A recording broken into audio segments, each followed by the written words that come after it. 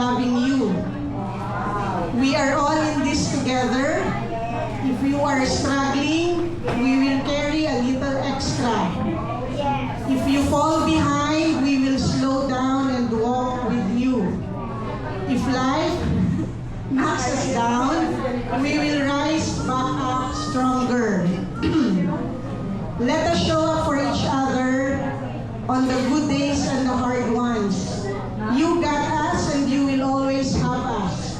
Loyal, steady, all in.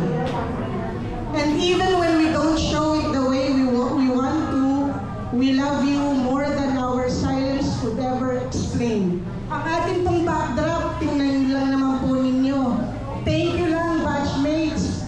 We appreciate you more than you know. Tagos po sa puso lahat yun. Bakit nga po ba importante ang class reunion? Because it helps our connection gets warm, solid, and unbroken.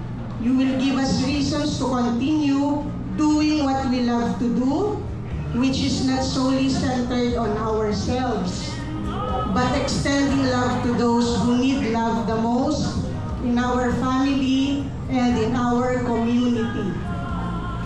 So,